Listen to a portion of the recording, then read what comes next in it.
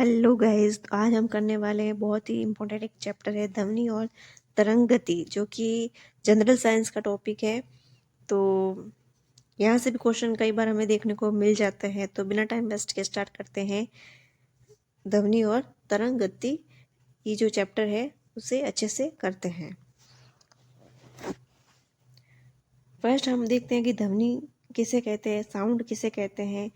तो ध्वनि जो होती है, ध्वनि तरंगे अनुदैर्ध्य तरंगे होती है। तो कई बार यहाँ से क्वेश्चन देखने को मिल जाता है, ध्वनि तरंगे होती हैं अनुप्रस्थ या अनुदैर्ध्य। तो ध्वनि तरंगे अनुदैर्ध्य तरंगे होती हैं। इसकी उत्पत्ति वस्तुओं में कंपन होने से होती है। इनकी जो उत्पत्ति होती है वस्तुओं में कंपन होने से होती है, लेकिन सभी प्रकार कंपन ध्वनि उत्पन्न नहीं करता है। तो यहाँ से इम्पोर्टेंट एक ही लाइन है, ध्वनि तरंगे अनुदैर्ध्य होती हैं। ध्वनि की चाल पर प्रभाव। ध्वनि की चाल हमें वह दर बताती है जिससे ध्वनि उत्पन्न करने वाली वस्तु से ध्वनि हमारे कानों तक प्रगमन करती है। ध्वनि की चाल का प्रभाव। ध्वनि की चाल हमें वह दर बताती है जिससे ध्वनि उत्पन्न करने वाली वस्तु से ध्वनि हमारे कानों तक प्रगमन करते हैं। अब ताप का प्रभाव। माध्यम का ताप बढ़ाने पर उसमें ध्वनि की चाल बढ़ जाती है। जैसे जैसे टेम्परेचर बढ़ाएंगे तो जो ध्वनि होती है, साउंड होती है, उसकी वेवलेंथ बढ़ जाएगी, उसकी जो चाल होगी वो बढ़ जाएगी।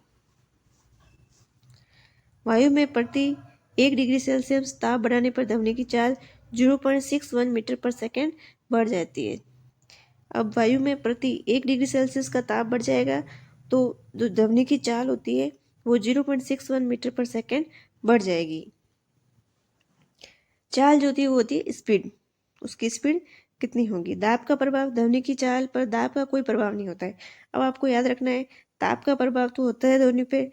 ताप बढ़ाएंगे तो ध्वनि की चाल बढ़ जाती है, और दाब का प्रभाव, कोई दाब का प्रभाव नहीं होता है। आर्द्रता का प्रभाव। नमी युक्त आर्द्र वायु में ध्वनि की चाल अधिक होती है। आपको अच्छे से याद रखना है, नमी ज़्यादा होगी, आर्द्रता ज़्यादा होगी तो ध्वनि की चाल ज़्यादा होगी, क्योंकि नमी युक्त वायु का घनत्व शुष्क वायु से कम होता है। नेक्स्ट देखते हैं।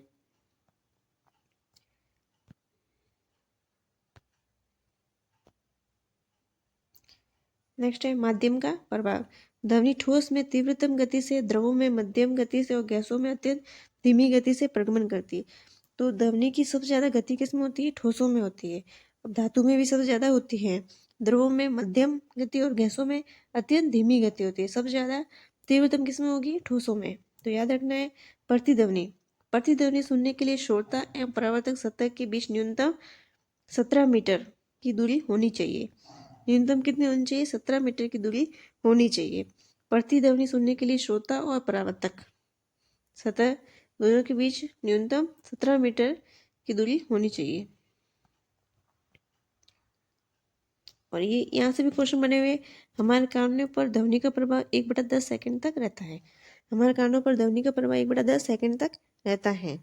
ध्वनि का विवर्तन।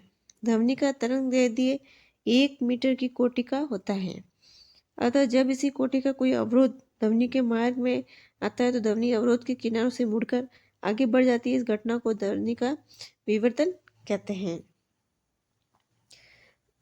ध्वनि का जो वेवलेंथ होती है वो 1 मीटर की कोटि का ही होता है।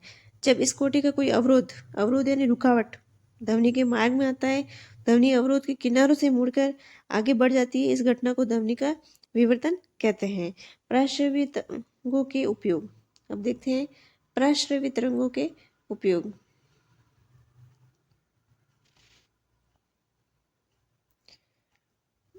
समुद्री गहराई का पता लगाने में, संकेत भेजने में, कल कारखानों में, चिमनियों में काली हटाने में, दूध के अंदर हानिकारक जीवाणु को नष्ट करने में, गठिया रोग के उपचार या मस्तिष्क के ट्यूमर का पता लगाने में, कीमती कपड़ों, वायुयानिक गाड़ियों के पुर्जों को साफ करने में पराश्रवी तरंगों का उपयोग किया जाता है। अब ध्वनि का अपवर्तन।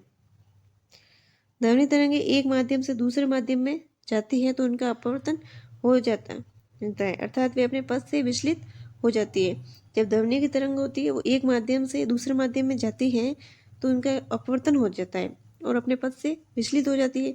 ध्वनि के अपवर्तन के कारण विभिन्न माध्यमों तथा विभिन्न तापों पर ध्वनि की चाल का भिन्न भिन्न होता है। नेक्स्ट देखते हैं। नेक्स्ट है अपवर्तन का प्रभाव। रात्रि या ठंड वाले दिनों में ध्वनि अधिक दूर तक स्पष्ट सुनाई देती है। वो किसके कारण होती है? अपवर्तन के कारण होता है। रात्रि या ठंड ज़्यादा हो तो ध्वनि क्या होती है? वो ज़्यादा दूर तक सुनाई देती है। समुद्र में कई उत्पन्न की गई ध्वनि भी कभी कभी बहुत दूर दूर तक सुनाई देती है। अब देखते हैं तरंग, वेव। तरंगों के द्वारा ऊर्जा का एक स्थान से दूसरे स्थान पर स्थानांतरण होता है।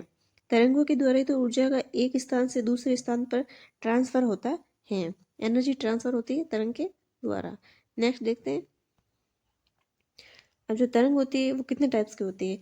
तरंग जो होती है दो प्रकार की होती है, एक यांत्रिक मैकेनिकल वेव और एक नॉन मैकेनिकल वेव। यांत्रिक तरंग और अयांत्रिक तरंग, मैकेनिकल और नॉन मैकेनिकल। अब मैकेनिकल जो देखते हैं, अनुप्रस्थ तरंगे होती है, एक होती है अनुदैर्ध्य तरंगे। अनुप्रस्थ होती है उसको बोलते हैं ट्रांसवर्स और उसको बोलते हैं लॉन्गिट्यूडाइनल वेव्स, अनुदैर्ध्य तरंगे।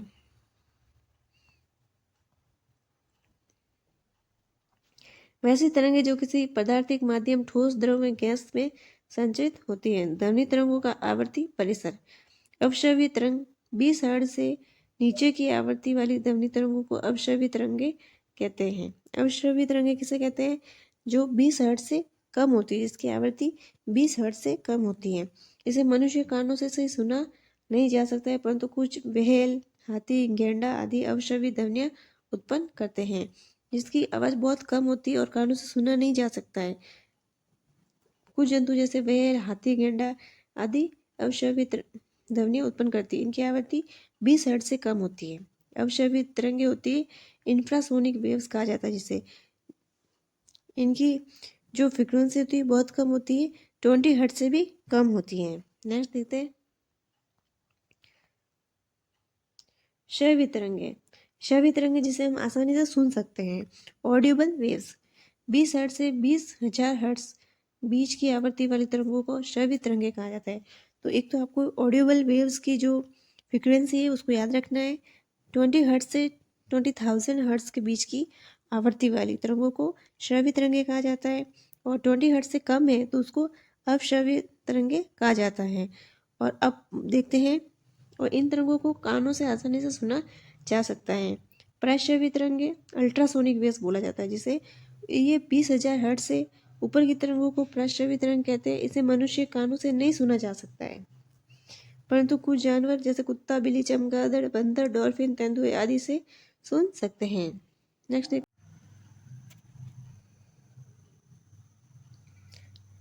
है अयांत्रिक तरंगे या विद्युत चुंबकीय तरंगे। विद्युत चुंबकीय तरंगे जो होती है, अयांत्रिक तरंगे होती है, इनके लिए माध्यम की आवश्यकता नहीं होती है तथा ये निर्वात में भी संचरित हो सकती है। उदाहरण प्रकाश तरंग और रेडियो तरंगे। प्रकाश तरंगे और रेडियो तरंगे जो होती है वो अयांत्रिक तरंगे होती है और विद्युत चुंबकीय तरंगे होती है। इनके लिए माध्यम की आवश्यकता नहीं होती है और ये निर्वात में भी संचरित हो सकती है। विद्युत चुंबकीय तरंगे सदैव अनुप्रस्थ होती है। ये आपको बहुत ही इंपॉर्टेंट याद रखना है। विद्युत चुंबकीय तरंगे सदैव अनुप्रस्थ होती है तथा ये प्रकाश की चाल 3 लाख किलोमीटर पर सेकंड से चलती है। नेक्स्ट देखते हैं।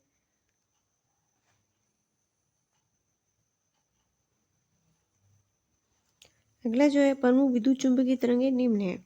अब विद्युत चुंबकीय तरंगे फर्स्ट है गामा किरणें। गामा किरणें की खोज किसने की थी? हेनरी बैकुरेल ने। तो पहले तो ये खोजकर्ता को अच्छे से याद रखना है, कई बार क्वेश्चन उठे हुए यहाँ से। गामा किरणों की खोज हेनरी बैकुरेल ने की थी। इसकी वेधन क्षमता अत्यधिक होती है। गामा किरणों की वेधन क्षमता अत्यधिक होती है। इनका उपयोग नाभिकीय अभिक्रिया और कृत्रिम रेडियोधर्मिता में की जाती है। गामा किरणों की खोज हेनरी बैकुरेल ने की थी। इसकी वेधन क्षमता अत्यधिक होती है। इनका उपयोग नाभिकीय अभिक्रिया तथा कृत्रिम रेडियोधर्मिता में की जाती है। और आवर्ती परिसर कितना होता है? 10⁻20 से 10⁻18 तक। 10⁻20 से 10⁻18 तक। और तरंग 10⁻⁻15 मीटर से 10⁻10 मीटर तक। नेक्स्ट देखते हैं। एक्स किरणों की खोज रॉन्टजन ने की थी। चिकित्सा या औद्योगिक क्षेत्र में किया जाता है। 10⁻18 से 10⁻16 तक इनकी परास होती है और तरंग दैर्ध्य हो तो 10⁻⁻10 मीटर से 10⁻⁸ मीटर तक। पराबैंगनी किरणों की खोज रिटर ने की थी। सिंकाई करने, प्रकाश विद्युत प्रभाव को उत्पन्न करने, बैक्टीरिया को नष्ट करने में किया जाता है पराबैंगनी किरणों का। सिंकाई करने, प्रकाश विद्युत प्रभाव को उत्पन्न करने और बैक्टीरिया को नष्ट करने में किया जाता है। इनकी जो परास होती है 10⁻16 से 10⁻14 तक होती है।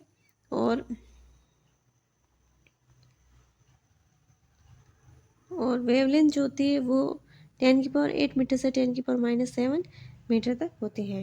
अब दृश्य विकिरण की खोज न्यूटन ने की थी। इसे हमें वस्तु दिखलाई पड़ती है। इनकी परास होती है 10⁻14 से 10⁻12 तक। और वेवलेंथ होती है 3.9 से 10⁻⁻1 मीटर से 7.8 मल्टीप्लाई 10⁻⁷ मीटर तक। नेक्स्ट है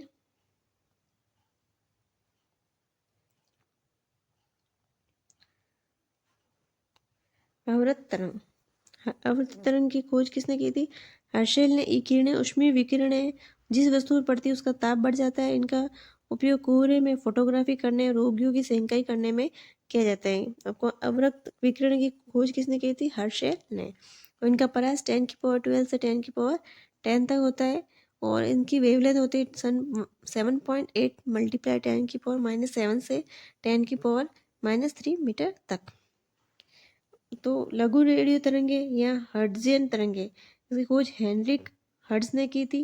रेडियो, टेलीविजन या टेलीफोन में इसका उपयोग होता है। 10⁻10 से 10⁻8 तक इसकी परास होती है। 10⁻³ से 1 मीटर तक इसका वेवलेंथ होता है। दीर्घ रेडियो तरंगे की खोज मार्कोनी ने की थी। दीर्घ रेडियो तरंगों की खोज मार्कोनी ने की थी। रेडियो एवं टेलीविजन में इसका उपयोग किया जाता है। 10⁻6 से 10⁻4 तक इसकी परास होती है। 1 मीटर से 10⁻4 तक इसकी वेवलेंथ होती है। नेक्स्ट देखते हैं।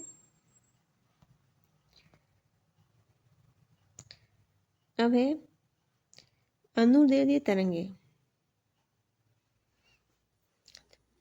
वेवलेंथ 2 टाइप्स की होती है। एक होती है अनुदैर्ध्य और एक होती है अनुप्रस्थ। अनुदैर्ध्य जो होती है उसको लॉन्गिट्यूडाइनल वेव्स कहते हैं। तरंग जिसमें माध्यम के कण उसी दिशा में आगे पीछे कंपन करते हैं। तरंग गति कर रही होती है, तरंग दैर्ध्य कहलाती है। जो माध्यम के कण होते हैं वो जिस दिशा में गति कर रही है उसके कण भी उसी दिशा में आगे पीछे गति कर रहे हैं। आगे पीछे से उसके कण गति कर रहे होते हैं, कंपन कर रहे होते हैं। इसमें तरंग गति कर रही है, अनुदैर्ध्य तरंग कहलाती है। तरंगे जो स्प्रिंग के साथ साथ चलती है, जब उसे एक सिरे पर दबाया जाता है, खींचा जाता है, अनुदैर्ध्य तरंगे होती हैं। ये तरंगे विरलन या संपीड़न के माध्यम से आगे बढ़ती हैं। स्प्रिंग की सामान्य स्थिति। तो अनुदैर्ध्य तरंगे में जो कण होते हैं वो उसी दिशा में कंपन करते रहते हैं। नेक्स्ट है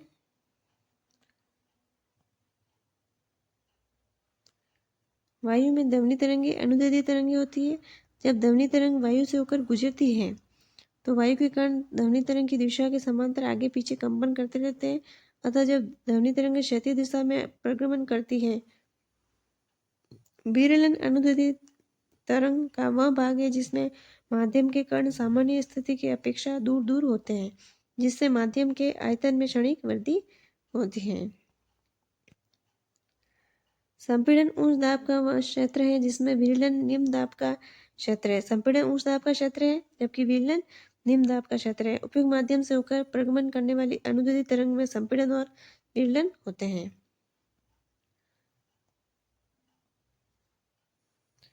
नेक्स्ट है अनुप्रस्थ तरंग। वे तरंग जिसमें माध्यम के कण उस दिशा में जिसमें तरंग गति कर रही है समकोण पर ऊपर नीचे कंपन कर, इसमें तरंग के जो कण होते हैं ना वो ऊपर नीचे ऐसे कंपन करते हैं, तो ये क्या हो जाएगी? अनुप्रस्थ। ट्रांसवर्स वेव जिसको बोलते हैं। कण ऊपर नीचे गति करेंगे और जो अनुदैर्ध्य होती है उसमें कण आगे पीछे ऐसे कंपन करेंगे। तालाब में जल की सतह पर उत्पन्न जल तरंगे अनुप्रस्थ तरंगे होती है। तरंगे शंखों और गर्तों से बनी होती है।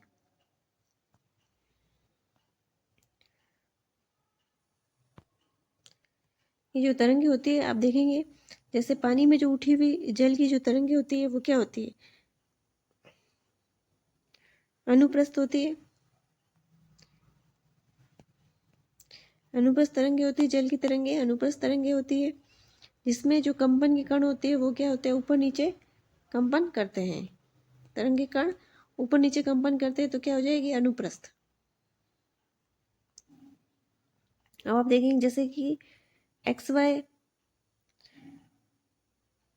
समतल पर एक तरंग को दर्शाया गया है, जिसमें आप देखेंगे ये जो होती है ये श्रृंग, ये श्रृंग और ये गर्त, श्रृंग और गर्त होते हैं। इसमें ध्वनि तरंग की विशेषताएं।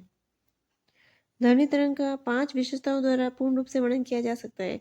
तरंग दे दिए, वेवलेंथ क्या है, आयाम क्या है, आवर्तकाल क्या है और फ्रीक्वेंसी और वेग या चाल क्या है। अब आप देखेंगे यहाँ एक तरंग को दर्शाया गया है, जिसमें आप देखेंगे ये जो होते हैं ये घनत्व को दर्शा लिए, और सामान्य आयाम ये पी से लेकर बी तक जो होता है ये यहाँ से लेकर आप देखेंगे एक श्रृंग है ये, और ये गर्त है, ठीक है। और इसमें हाईएस्ट जो ऊंचाई होती है उसे क्या कहेंगे, आयाम। और तरंग दे दिए, दो श्रृंगों के जो हाईएस्ट ऊंचाई होती है उनके बीच जो डिस्टेंस होती है उसे तरंग दे दिए कहा जाता है। यहाँ से यहाँ तक की जो डिस्टेंस होती है उसे वेवलेंथ कहा जाता है। और दो गर्तों के बीच की डिस्टेंस और दो श्रृंगों के बीच की डिस्टेंस को तरंग दे दिए कहा जाता है।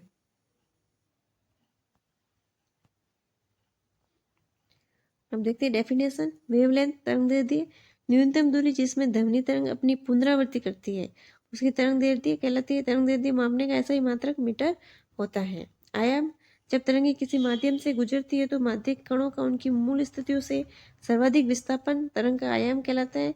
आयाम के मापन का ऐसा ही मात्रक मीटर है। तरंग का आयाम वही होता है जैसा कि तरंग उत्पन्न करने वाली कंपायमान वस्तु का आयाम होता है। आवर्तकाल एक पूर्ण तरंग उत्पन्न करने के लिए आवश्यक समय तरंग का आवर्तकाल कहलाता है। एक कंपन पूर्ण करने में लिया गया समय आवर्तकाल कहलाता है। तरंग के आवर्तकाल को अक्षर टी द्वारा निर्दिष्ट किया जाता है। आवर्तकाल के मापन का मात्रक सेकंड होता है। आवर्ती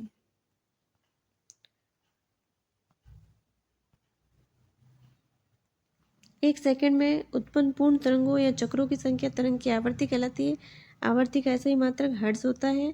तरंग की आवृत्ति उसके आवर्तकाल के व्युत्क्रम होती है। तरंग की आवृत्ति जो होती है उसके आवर्तकाल के व्युत्क्रम होती है। आवृत्ति को एफ से डिनोट करते हैं। आवर्तकाल हो जाएगा T, F equals to 1/t। ये आपको फॉर्मूला अच्छे से याद रखना है। कई बार टाइम दिया होता है, हमें फ्रीक्वेंसी निकालनी होती है, और फ्रीक्वेंसी दिया होता है, हमें टाइम निकालनी होती है। एफ इक्वल्स टू 1/t होता है, जहाँ एफ तरंग की आवृत्ति है। आगे तरंग का वेग एक सेकंड में तरंग द्वारा चली गई दूरी तरंग का वेग कहलाता है। तरंग के वेग को अक्सर वी से द्वारा प्रदर्शित करते हैं।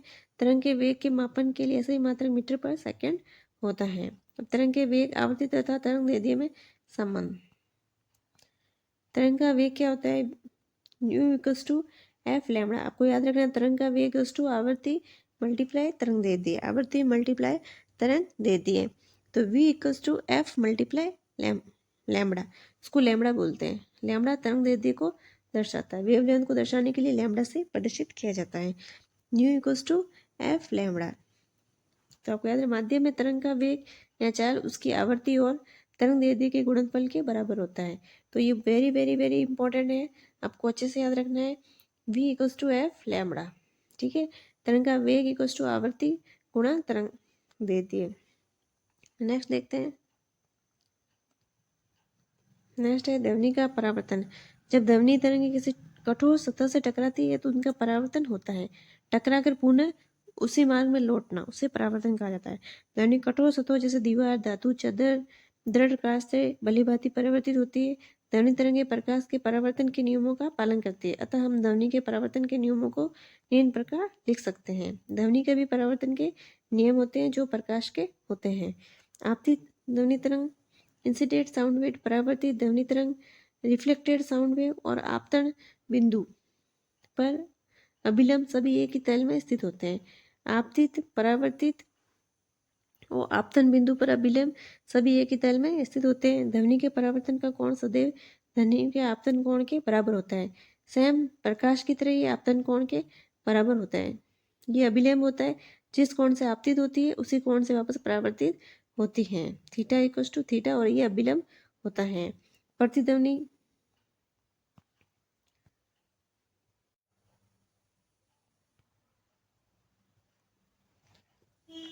प्रतिध्वनि इको ध्वनि तरंगों के परावर्तन द्वारा होने वाली ध्वनि की पुनरावृत्ति प्रतिध्वनि कहलाती है।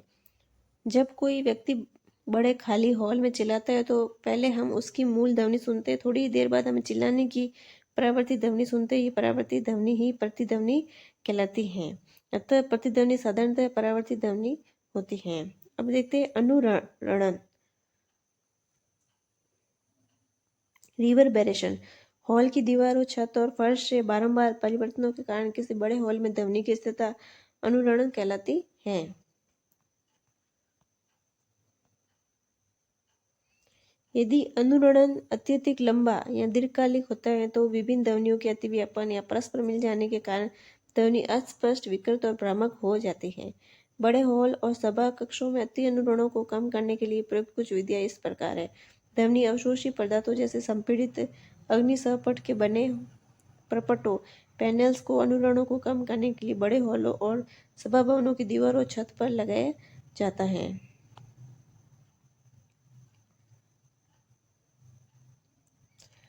अनुरणों को कम करने तथा ध्वनि अवशोषित करने के लिए फर्श पर, दलिया पर गलीचे बिछाए जाते हैं। अनुरणनों को कम करने तथा ध्वनि अवशोषित करने के लिए दरवाजे और खिड़कियों पर भारी पर्दे टांगे जाते हैं। अनुरणनों को कम करने के लिए बड़े हॉल या सभा भवन में सीट या कुर्सियां बनाने के लिए ध्वनि अवशोषी गुणों वाले पदार्थ का उपयोग किया जाता है। नेक्स्ट देखते हैं सोनार। ये बहुत ही इंपॉर्टेंट है टॉपिक। शब्द साउंड नेविगेशन एंड रेंजिंग होता है। सोनार की full form sound navigation and ranging, sound navigation and ranging होता है। सोनार की full form sound navigation and ranging होता है। इसका हिंदी में अर्थ है ध्वनि नौ संचालन और परासन। सोनार एक उपकरण है जिसे समुद्री गहराई ज्ञात करने के लिए या जल के नीचे की वस्तुओं जैसे मछली के सोर्स, नष्ट हुए जहाजों, दुश्मन की पनडुब्बियों की स्थिति का पता लगाने के लिए उपयोग किया जाता है।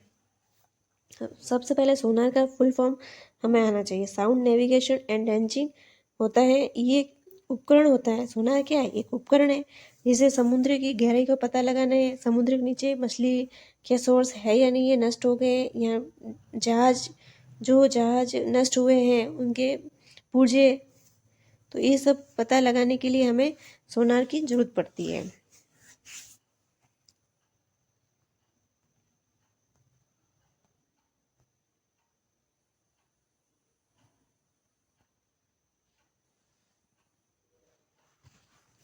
ध्वनि के अभिलक्षण यानी ध्वनि के गुण, कैरेक्टर क्या है। ध्वनि के 3 अभिलक्षण है, प्रबलता, तारकत्व और सौरभ।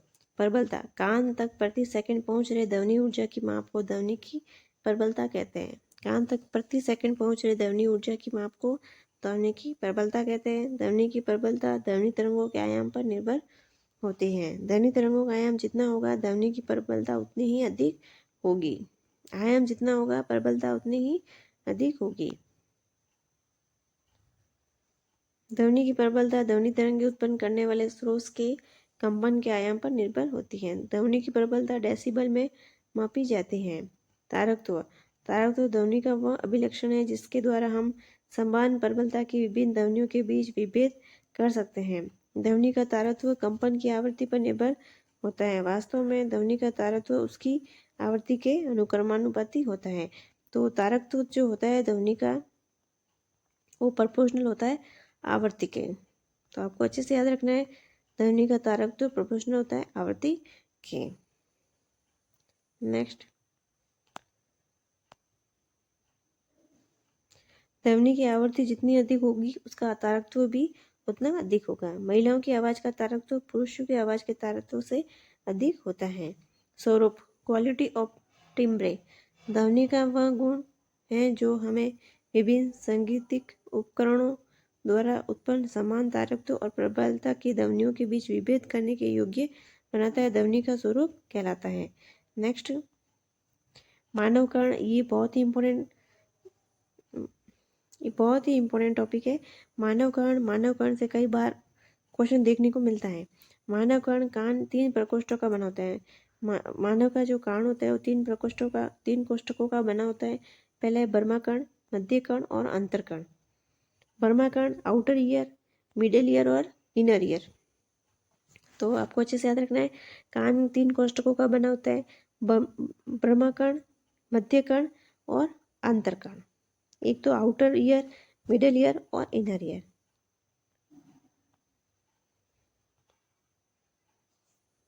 जैसे डायग्राम में देख रहे हैं आप, ये है बाह्य कर्ण और ये मध्य कर्ण और ये आंतरकर्ण। ठीक है, मध्य कर्ण में 3 छोटी अस्थियां पाई जाती है।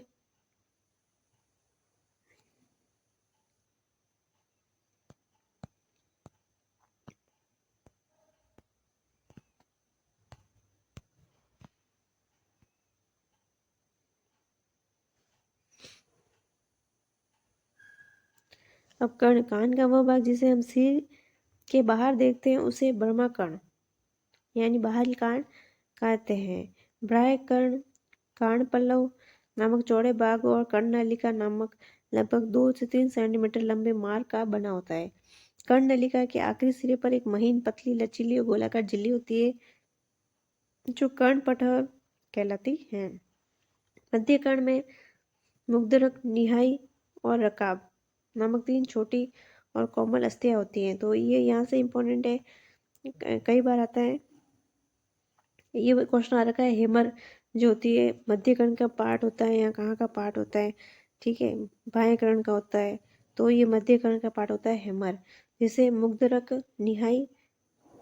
निहाई एनविल और रकाब स्टिरप कहते हैं नामक 3 छोटी और सुकोमल अस्थियां होती है मध्य कर्ण में।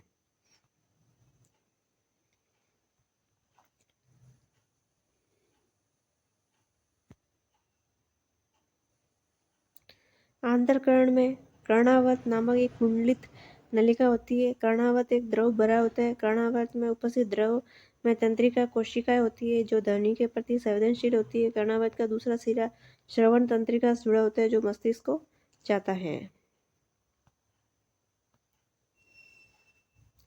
मानव कर्ण की कार्य प्रणाली। जब ध्वनि तरंगे कर्ण पटल पर पड़ती है तो कर्ण पटल तीव्रता से आगे और पीछे कंपन करने लगता है। कंपायमान कर्ण पटल छोटे अस्थि मुग्धरक को कंपायमान कर देता है। मुग्धरक से कंपन दूसरी अस्थि निहाई को और अंत में तीसरी अस्थि रकाब स्टिरप को पहुंचती है।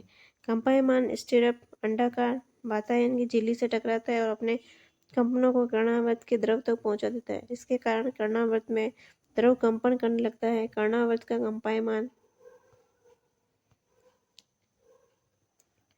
द्रव उसमें उपस्थित तंत्रिका कोशिकाओं में वैद्युत आवेग पैदा करता है।